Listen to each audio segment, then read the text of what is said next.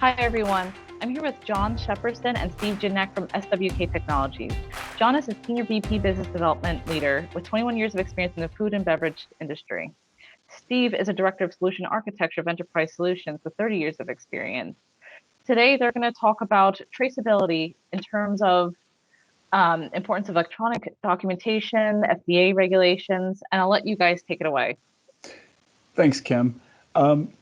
As you recall, in episodes 1 and 2, we kind of talked about the new and current regulations coming forth, particularly in relation to the new food traceability list that's being enacted right now, implemented right now, and then the new era of food safety blueprint that the FDA kind of put out in November of 2020. That's in relation to traceability and some other things, but really what it talks about is what are the critical foods we need to track, how we manage lot control numbers, and then the response times and the data that's required to report back to the FDA in case of a traceability event or a trackability event. They call it critical tracking events. And then if there's a recall, exactly what they want back and how quickly. So today we're going to explore a little more about that in relation to the reality of what we're in right now and how that applies to what the FDA is proposing.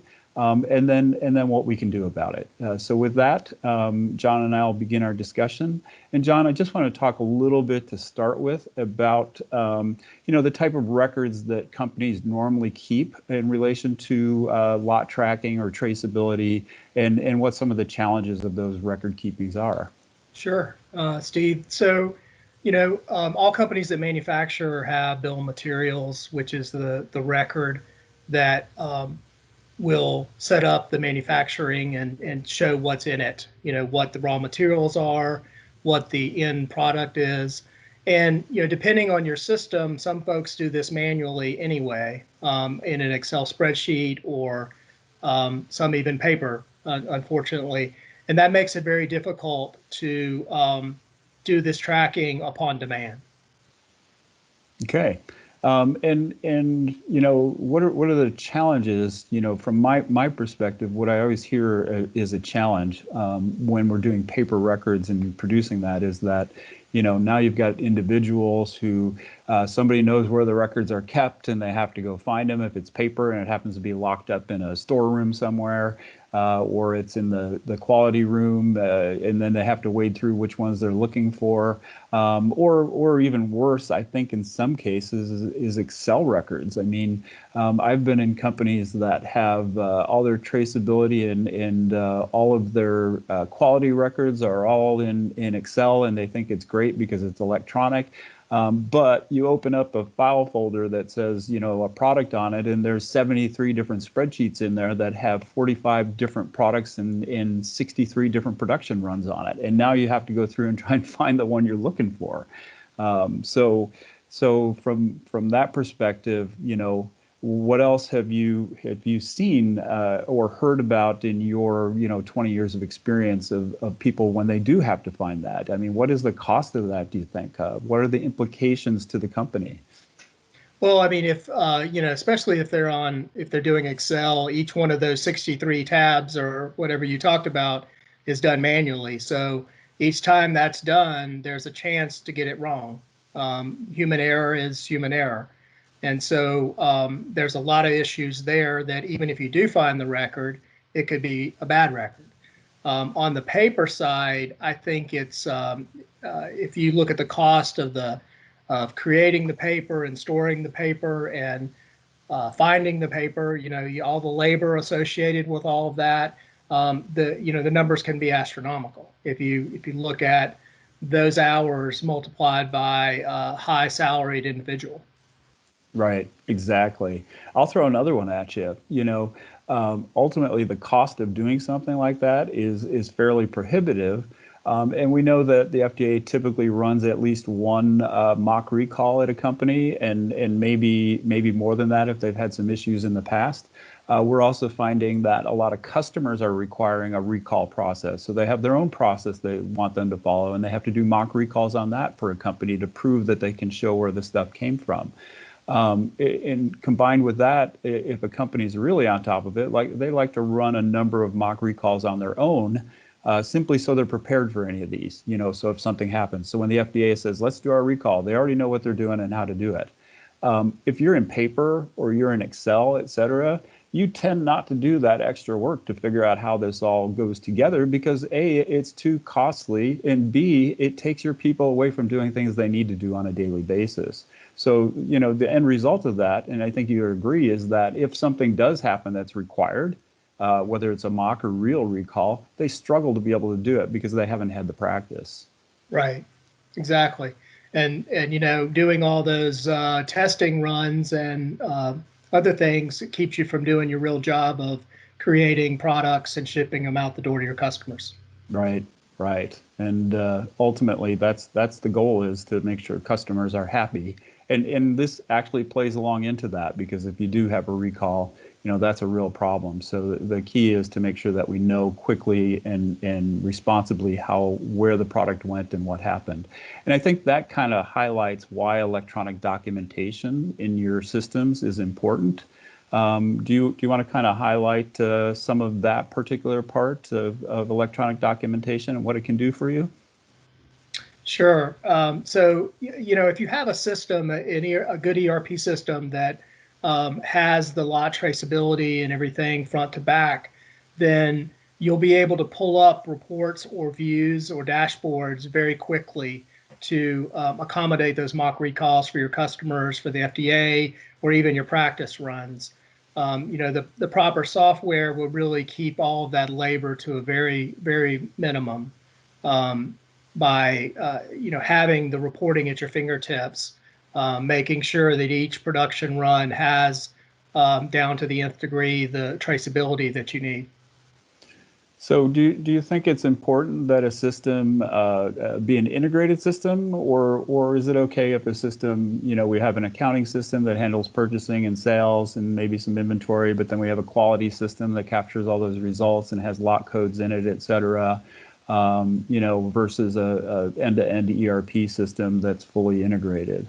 I do think the integration is important, and the reason is that if you have different systems that do these things, you're still going to be having your information siloed, and you're still going to have a manual component of pulling the information together, and you could potentially have data that doesn't jive with the other data in the other system. So, the more integration you have and the more automation you have, the better in this case. Yeah, I think too that the idea that the FDA is really expanding the types of information they want to get out of a company when they're doing a recall or a tracking event is really important to know from the standpoint of different systems. I mean, right now we know that they want the product, they want the lot, they want the company that's reporting, they want to know who the manufacturer was. So you may have to trace it all the way back down to there, or it may come from a different source that they can marry together. But they're also asking for distribution channels. So, if I'm the producer and I have a tracking event, they want to know what my distribution channels are. They want to know how much product is out in the marketplace and what might be left out there, because they want to figure out what the potential threat in the marketplace is so that they know what their actions need to be. It's very difficult to do all that when I have different systems, or I'm on paper or spreadsheets, et cetera. And I think that really highlights why we need to get to the point that electronic validation or electronic documentation is important. Another aspect of it is, and it's really funny here, John, they're not actually mandating that anybody do anything electronic. You can still do paper. You can still do Excel. You can still do, a notebook in the back pocket of the guy out on the production floor, okay? But once they ask for the information, you've got 24 hours to get it to them. Right. I don't see how you're going to do that if you're not electronic. Exactly. Yeah. Could you imagine last year when the lettuce recalls happened? Could you imagine tracking all of that down if you were on paper? Yeah. And the ramifications of that. Yeah. That is part of why this whole FDA new era of food safety blueprint came out, was that it really highlighted during that issue last year how bad the system is at finding where product came from and where it went to. So they've kind of brought this out as a new way to try and key in on those key products, the food traceability list products that they really want to manage much closer than they ever have in the past. and potentially not manage some other things that aren't really problems as closely as they have in the past. So, but while all of this is to some degree voluntary, other than things that are on the food traceability list, they're kind of like suggesting that this may become reality for everybody in the future. So, and that brings us to another thing, is that it's one thing to have electronic documentation, but you also need to make sure that it's accepted by the FDA. And there are different ways of doing that. Can you explain a little bit about how that might work in an integrated ERP system? So no system in itself is really compliant to the FDA. It's your processes and how you set up your system. The data points have to be there, and you need to make sure that they're there. But you have to make sure that all of your processes match up to that.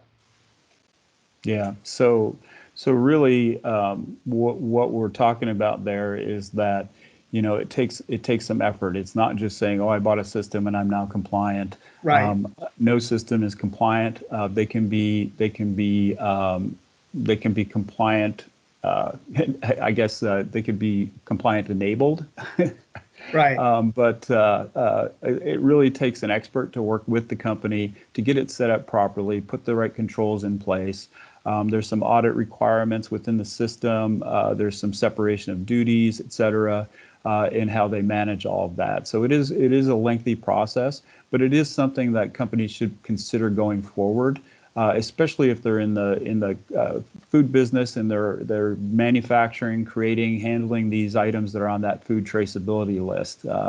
If I'm just making loaves of bread, it's not as critical. But if I am handling shell eggs, or I'm handling all of these leafy green vegetables or fresh fruits and vegetables, it's something to consider. That it's a much better way to go from the standpoint of what the FDA may be looking for in the future. So they're not mandating it, but it's awfully close. Right. And as a company grows, it becomes more difficult to switch ERP systems, not less difficult. So while it is always painful to switch ERP systems, setting yourself up early is a good idea. Yeah. And fortunately, there are systems out there, and SWK Technologies does have systems that can be validated for the food industry and have been validated in the past. So we're in a good position to help. So any other closing thoughts on this, John? No, I think we covered it, Steve. I think if anybody has any questions, they can give us a call, or we'll follow up with them. Thanks, guys. This was a great discussion on the challenges of compliance surrounding documentation, the benefits of electronic documentation, and its relation to traceability and FDA regulations. It was great to have you both on the podcast, and we'll see you next time. Thank you, Kim. Thanks, Kim. Thank you.